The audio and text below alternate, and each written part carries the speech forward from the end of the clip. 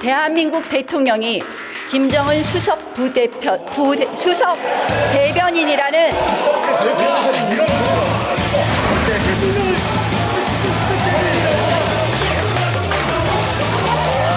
이것은 국가 원수에 대한 모독죄입니다. 국가 원수기 모독이라는 그 말 자체가 국민에 대한 모독입니다.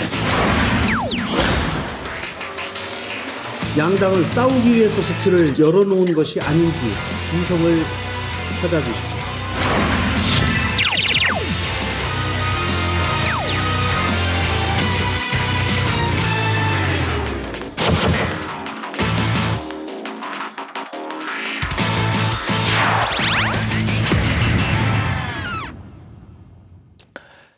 예, 뭐 이렇게 모아놓고 보니까 참 재밌습니다.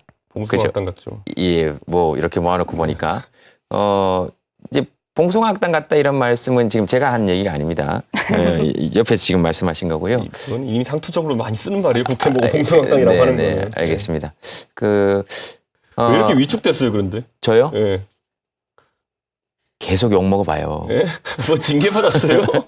징계는 무슨 위축 안 되고 한번 해봐요? 예. 위축받으실 정말 분은 따로 있을 것 큰일 날 건데. 윗도리부터 벗고 이렇게. 알겠습니다. 저기 제가 왜 웃었냐면은 어쨌든 그만하겠습니다. 그 더불어민주당에서는 대통령 모독죄다 이렇게 얘기했는데 사실 대통령 모독죄는 이미 사라졌습니다. 그리고 대통령 모독할 수 있는 세상 만들어 놓으려고 전부 다 이렇게 만들어 놓은 거 아닙니까? 그렇죠, 또. 대통령 비판하라고 만들어 놓은 거고 그렇죠. 네. 그런 건데 그건 조금 강조하시던 부분이시기도 하고요. 노무현 전 대통령도 그런 얘기를 했고 그거는 뭐 거기에 대해서는 이야기하실 것 같고 저는 이해찬 대표가 이렇게 국가원수 예. 모독죄 갖고 말 실수한 거는 뭐 그냥 아주 약소한 부분이라 보고요. 저는 네. 본질적으로 민주당한테 한번 질문하고 싶은 게 있어요. 네. 여기 뭐 민주당 분이 계시는 건 아니지만은 그 수석 대변인이라 그랬을 때 기분이 나빴나 봐요, 민주당이. 네. 예를 들어 김재동 씨한테 누가 네. 오프라 윈프리 같은 진행자 같다 그러면 기분 좋아요, 나빠요? 저요? 네. 뭐 괜찮은데. 웃고 있잖아요. 그러니까 기분 예, 좋을 거 괜찮은데. 아니에요. 왜냐 그걸 좋게 받아들이기 때문이잖아요. 근데 수석 네. 대변인 같다라고 했을 때 굉장히 화를 많이 낸 걸로 봐서 막 모독죄다 이렇게 한 걸로 봐서 예. 대변인 역할을 하면 안 된다고 생각하는 것 같아요, 북한에. 네. 근데 제가 여기서 한번 물어보고 싶은 게 뭐냐면은 저는 문재인 정부의 철학과 노무현 정부의 대북 철학이 상당히 비슷하다 보는데 네. 노무현 대통령께서는 과거에 남북 정상회담에서 김정일 일에게 그때 얘기했던 게 뭐냐면은 내가 50여 개국 정상회담 다니면서 네. 이게 정상들이랑 타국 정상들이랑 얘기할 때 북한에 대해서 그들이 이야기하면은 내가 대변인 역할과 변호인 역할을 하고 다닌다.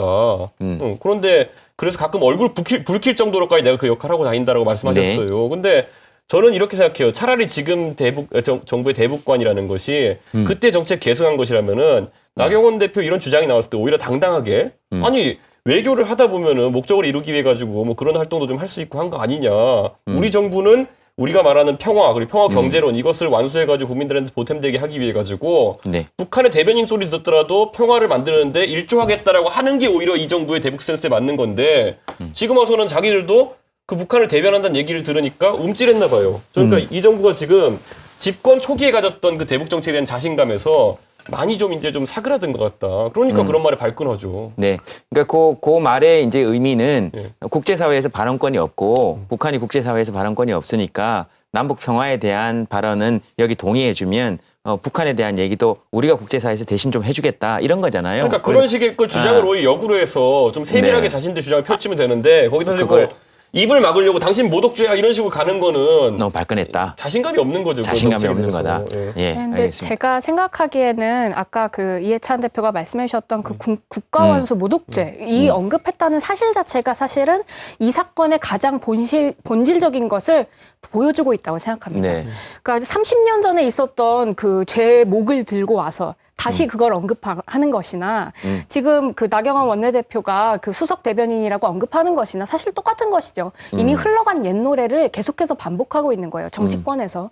전 그런 문법에서 이제는 힙하지 못하다 이렇게 보시는 거군요. 네, 그리고 세련되지 예. 못하다. 네. 또 손바닥도 마주쳐야 소리가 난다고. 사실은 나경원 원내대표가 그냥 그런 발언을 하시면 그 연설을 저는 끝까지 들어줬어야 된다고 생각합니다. 그게 사실 사실은 기본적으로는 뭐 의회 민주주의를 표방하고 있는 국회에서 해야 될 일이기도 하고요. 예. 절차적으로도 맞는 일이기도 네. 하고요. 후에 그 발언이 문제가 됐었다면 나중에 뭐 그걸 갖고 기자회견을 하던 규탄 발언을 하던 했으면 될 일이었다고 생각합니다. 그리고 또 우리 국민들께서 나경원 원내대표가 아무리 그런 얘기를 한다고 해도 휘둘리지 않을 만큼 전 현명하시고 이해하실 수 있으실 거다라고 생각하고요. 예. 근데 왜 자꾸 이런 구도가 만들어지냐? 저는 민주당이나 자한당이나 서로가 서로에게 윈윈 관계라고 하는 것을 정확하게 인지하고 있다고 생각합니다. 그러니까 적대적 공생 관계이거든요. 적대적 공생 관계다. 네, 그러니까 자유한국당이 자극적인 발언을 사용해서 보수표, 뭐 특히 뭐 태극기 표를 모으면 사실 그것에 반대급부로 민주당에서는 진보라고 생각하는 표들을 결집시킬 수 있어요. 근데 그렇게 보면은 서로가 서로에게 필요한 관계인 거죠. 근데 이렇게 양당제를 통해서 이 적대적 공생 관계가 만들어지는 것들이 계속 구체화되면, 그러니까 계속 뭐랄까요, 네. 이어지게 되면 한국 정치에는 전혀 도움이 되지 않습니다. 전혀 도움이 되지 않는다. 네. 알겠습니다. 저는 하여튼간 앞으로 민주당에서 이 대북 네. 정책에 대해 가지고 잠시만요. 죄송합니다. 원칙을 세워라. 예, 대북 정책에 대해서 원칙을 세우라 거기까지 들었습니다. 잠시만요. 그냥 고맙다고 말씀드리려고 요 말씀하시고 계속 하셔도 됩니다.